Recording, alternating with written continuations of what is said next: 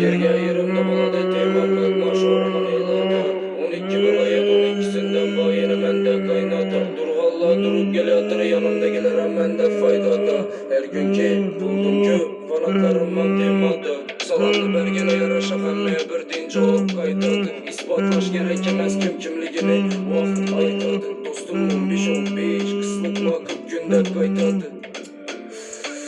Oraqlar yüzü aydadı Pulda bu en yaxşı dost Pulda bu en yaxşı laf Pulda bu en yaxşı boz Pul sen üçün en yaxşı yol Halaldan qaytmasın kol İnsan baba bilsin o Pulda bu en yaxşı dost Pul sen üçün en yaxşı laf Harizm kessin raddalla Yanımda üzüm din bağla Kızla dedi olayamam bala Cevabım bağla versin yolla Beni çoğuram tün beni kerim tün yarım dostum Kardeşim tütün kızılışma yok oturuşma Arkada inşallah yurdum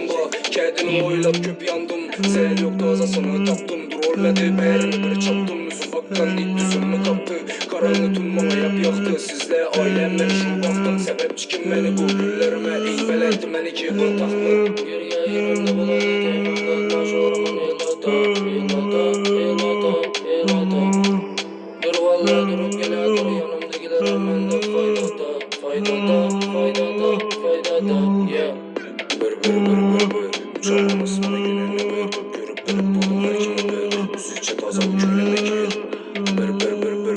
Köngelle berdi kümürde bir Sınılan maynadı saçalandı indi Kaytmedi öz halına kürgelim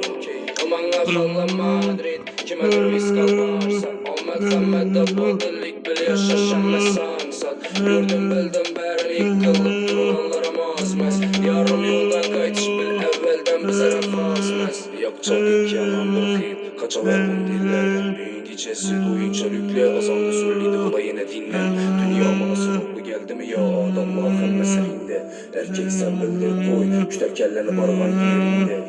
Yer gel yanımda bana kıyma şorumun eylada 12 olaya 12'sinde kalayını benden kaynata Valla dur gel atır yanımda giderim ben